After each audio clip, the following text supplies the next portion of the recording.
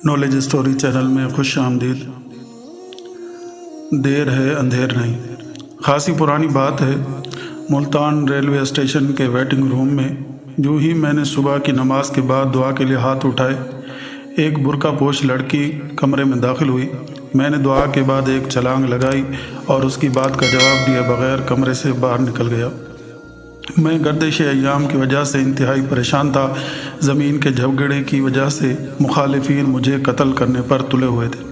मैंने दिल में ख्याल किया कि शायद उन्होंने मुझे किसी चक्कर में फंसाने के लिए औरत को मेरे पीछे लगा दिया है, क्योंकि रात के 12 बजे साहिवाल से चलने वाली जिस गाड़ी में मैं सवार हुआ था, मेरे मुखालिफिन भी उसी गाड़ी में सवार होने के लिए स्टेशन पहुंच गए। प्लेटफार्म पर मैं जिस बेंच पर बैठा था वो उसके करीबी बेंच पर बैठ गए। गाड़ी आई लेकिन मैं बैठा रहा। मेरा ख्याल था कि वो जब किसी डब्बे में बैठ जाएंगे तब मैं किसी और डब्बे में सवार हो जाऊंगा, लेकिन उनके तेवर अच्छे न थे। वो तो मेरे ही डब्बे में सवार होना चाहते थे। जब गाड़ी ने वसल दी तो मैंने भाग कर लाइन पार की और गाड़ी की दूसरी जानिब दौड़ता हुआ इंजन के करीब वाले डब्बे में बैठ गया। वो भी आसानी से मेरा पीछा छोड़ने वाले न थे। तलाश करते करते जब वो इस डब्बे के करीब पहुंचे तो मैं बैतुल खला में चला गया। वो मुझे यहाँ ना पाकर किसी और डब्बे में सवार हो गए। गाड़ी चल दी। सुबह 4 बजे जब मुल्तान पहुंचा तो मेरे मुखालिफिन ने प्लेटफार्म से बाहर जाने वाले दोनों दरवाज़ों पर कब्ज़ा कर लिया, लेकिन मैंने उनकी नज़रों से बचकर वेटिंग रूम में पहुंच गया और नमाज से फारिग हुआ ही था कि उस लड़की ने परेशान कर दिया। मेरी ज़मीन की अलाटमेंट हाकिम ज़िला ने मनसूख कर दी थी और महज कुंबा परवरी के लिए मुझे मुसीबत में मुब्तला कर दिया था। इसके ख़िलाफ़ मुझे मुल्तान में अपील दायर करना पड़ी। मेरे मुखालिफिन मुझे हर कीमत पर अपने रास्ते से हटाना चाहते थे। मैं अकेला था, सिवाय अल्लाह के और कोई मेरा पुरसान हाल न था। सिर्फ वालिदैन की दुआएं शामिल हाल थी।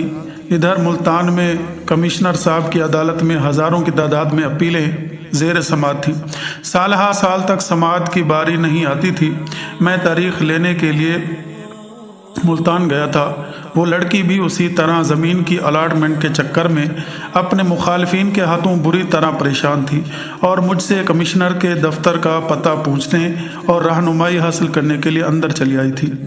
जब मैं भागकर बाहर निकला तो वो भी घबरा कर बाहर आ गई। मैंने उससे सख्ती से पूछा, इस तरह मर्दाना वेटिंग रूम में आने से तुम्हारा क्या मतलब है? उसने निहायत धीमी आवाज़ के साथ इंतहाई इंकिसारी से कहा, जी मैं तो आपसे सिर्फ एक बात पूछना चाहती थी। मालूम होता था कि हवास और उसका साथ नहीं दे रहे। जब मैंने उसकी ये हालत देखी तो उसका हौसला बढ़ाते हुए कहा, हाँ कहो, क्या कहना चाहती हो? उस पर उसने ज़मीन की अलाटमेंट की मनसूखी और मुखालिफिन के जुल्म व सितम की सारी दास्तान सुनाई। जब मैं सारी कहानी सुन चुका तो मैंने कहा कि मैं और आप दोनों नाइंसाफ़ी का शिकार हैं। इत्मीनान रखो, अल्लाह ताला के यहाँ देर है अंधेर नहीं। हम कमिश्नर के दफ्तर रवाना हो गए। वहाँ मिसल तलाश करना आसान काम नहीं था। उधर इस लड़की ने कहा कि मेरी वालदा का आखिरी जेवर भी फ़रोख्त हो गया, जिसमें से सिर्फ 50 रुपये मेरे पास हैं। उसके बाद हमारे पास खाने के लिए कुछ नहीं होगा। मेरी माली हालत भी कुछ ऐसी ही थी, लेकिन दिल गवाही देता था कि मुसीबत के दिन टल जाने का वक्त करीब है। हमारी मिसलें मिल गई थी। अब केस की समाअत के लिए वकील की ज़रूरत थी, लेकिन हमारे पास वकील करने के लिए भी पैसे नहीं थे। इत्तिफाक से पहले मेरे केस की समाअत हुई। अफसर मजाज इंतहाई इंसाफ पसंद थे। उन्होंने मेरी एक एक बात को गौर से सुना और फैसला मेरे हक में दे दिया। मुझे इंसाफ हासिल करके खुशी तो हुई, लेकिन साथ ही दूसरी केस की समाअत के ख्याल से दिल बैठ रहा था। चुनांचे दूसरे केस की समाअत शुरू हुई तो मैंने यूं ही केस की वजाहत करना चाहिए। उस पर लड़की के मुखालिफिन ने इतराज़ किया कि ये ना तो वकील हैं ना मुद्दाई, ये किस हैसियत से बोल रहे हैं। जब अफसर मजाज ने पूछा तो मैंने बताया कि मुआशरे की नाइंसाफ़ियों के सताए हुए लोगों के पास वकील की फ़ीस अदा करने के लिए पैसे नहीं होते। मुद्दाइया और उसकी लड़की अदालत में मौजूद हैं। एक माँ के बेटे की हैसियत से मुझे उनकी जानिब से बात करने की इजाज़त दी जाए। उस पर افسر مجاز نے اجازت دے دی۔ بات مختصر تھی، مخالف کا وکیل 1 گھنٹے کی تقریر میں بڑے بڑے قانونی دلائل دینے کے باوجود عدالت کو قائل نہ کر سکا اور عدالت نے ماں بیٹی کے حق میں فیصلہ سنا دیا۔ جب ہم کمرہ عدالت سے باہر نکلے تو 2 موٹے موٹے آنسو میرے قدموں پر گرے۔ مجھے یوں محسوس ہوا کہ دونوں ماں بیٹی رو رہی ہیں۔ وہ فرط جذبات سے مجھ سے لپٹ گئی۔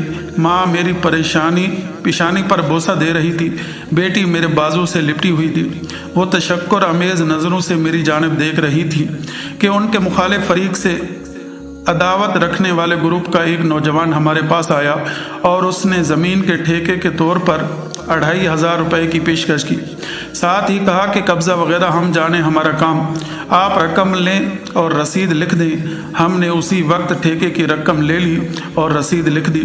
میں جلد گھر جا کر اپنے والدین کو خوشخبری سنانا چاہتا تھا، اس لیے ان سے اجازت لی اور گھر واپس آ گیا۔ میں آج تک خوشی کے ان لمحات کو نہیں بھول سکا جو مجھے اس وقت حاصل ہوئے۔ اس سے معلوم ہوا کہ جب ہم کسی اور کی مدد کرتے ہیں تو ہمیں جو قلبی سکون حاصل ہوتا ہے تو وہ موت تک یاد رہتا ہے۔ ویڈیو اچھی لگے تو لائک کریں، اپنے دوستوں کے ساتھ شیئر کریں اور چینل کو ضرور سبسکرائب کریں۔ Thanks for watching. اللہ حافظ۔